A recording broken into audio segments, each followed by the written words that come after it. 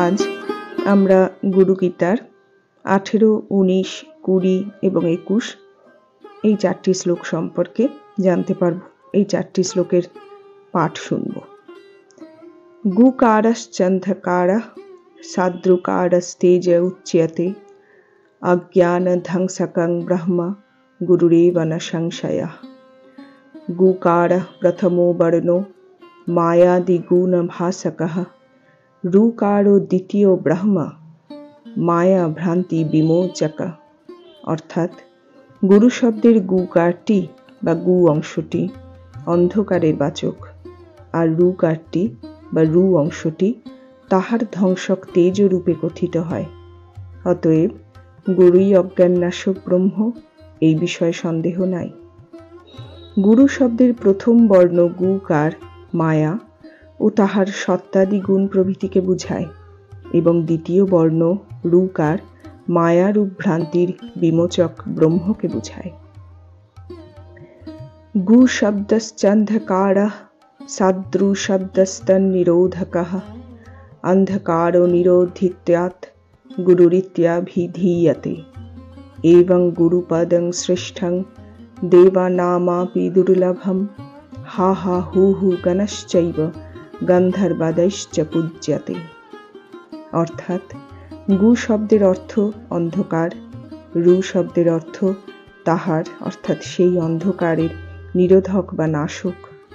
অন্ধকারকে নিরোধ বা নিবারণ করেন বলিয়া তাহাকে গুরু বলা হয়। এই প্রকারে শ্রী গুরু চরণ শ্রেষ্ঠ, দেবতাদেরও দুর্লভ।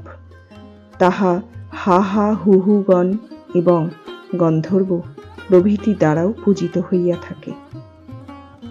এই যে আমরা শুনলাম 18, 19, 20, 21 4টি শ্লোক, এখানে দেবাদিদেব মহাদেব পার্বতীকে বলছেন যে গুরু শব্দটির অর্থ কি।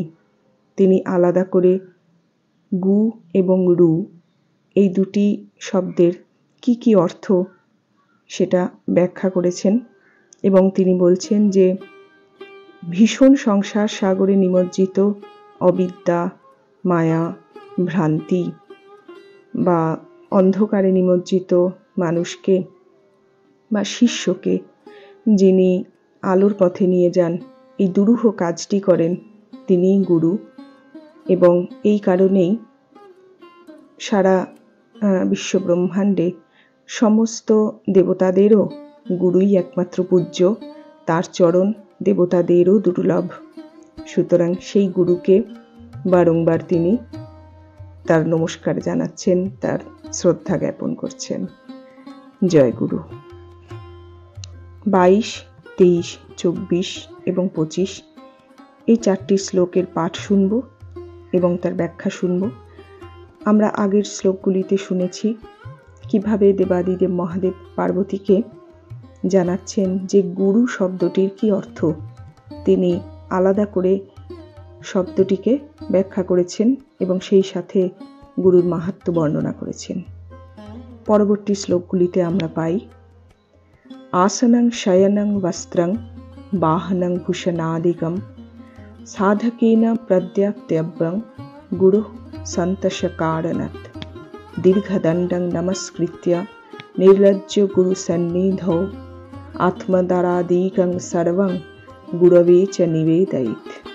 অর্থাৎ শ্রী গুরুর সন্তুষ্টির জন্য তাহাকে আসন, শয্যা, বস্ত্র, বাহন, অলঙ্কারাদি প্রদান করা সাধকের পক্ষে অবশ্য কর্তব্য। গুরুর নিকট সর্বপ্রকার লজ্জা দূর করিয়া দীর্ঘ দণ্ডের ন্যায় ভূপতিত হইয়া প্রণাম করিয়া নিজেকে ও স্ত্রী পুত্রাদি সকলে তাহার পরিচর্যার জন্য গুরুকে নিবেদন করিবে। কৃমিকীট ভস্মবিষ্ঠা দুর্গন্ধমলমূত্রকম শ্লেষা রক্তত্বাচং মাংসং তনুরিত্যং বরাননে সংসার বৃক্ষমারূঢ়া পতন্তি নরকার্ণবে येनोद्धृतमिदं विश्वं তস্मै শ্রী গুরবে নমঃ। অর্থাৎ হে সুবদনী পার্বতী, কৃমি, কীট, ছাই, দুর্গন্ধযুক্ত বিষ্ঠা, মল, মূত্র, শ্লেষ্মা, রক্ত, চামড়া ও মাংস, ইহাই তো দেহ, এই সমস্ত ঘৃণিত পদার্থের সমষ্টি তো দেহ। এই প্রকার অকিঞ্চিৎকর দেহ অবলম্বন করিয়া জীব সংসার রূপ বৃক্ষে আহরণ করত নরক রূপ সাগরে পতিত হয়। যিনি এই বিশ্বকে, জীব সকলকে এই নরক হইতে উদ্ধার করেন, সেই শ্রী গুরুদেবকে বারংবার প্রণাম করি। আমরা এই শ্লোকগুলি থেকে জানতে পারছি যে দেবাদিদেব মহাদেব দেবী পার্বতীকে বলছেন যে কিভাবে মানুষ যে শুধুমাত্র নিজের দেহকেই নিজের বলে জানে, অর্থাৎ নিজেকে দেহের বাইরে আর ভাবতে পারে না, এবং এইভাবে ভাবতে ভাবতে সে সংসারের যে নরক, সে নরকে সমূলে পতিত হয়। এবং গুরুই হচ্ছেন সেই আলো, যিনি এই ভয়ানক সংসার সাগর থেকে, এই নরকরূপ সাগর থেকে শিষ্যকে উদ্ধার করেন। এবং সেই কারণেই দেবাদিদেব বলছেন যে যিনি এই দুরূহ কাজটি করেন, সেই গুরুকে আমি বারবার প্রণাম জানাই। জয় গুরু।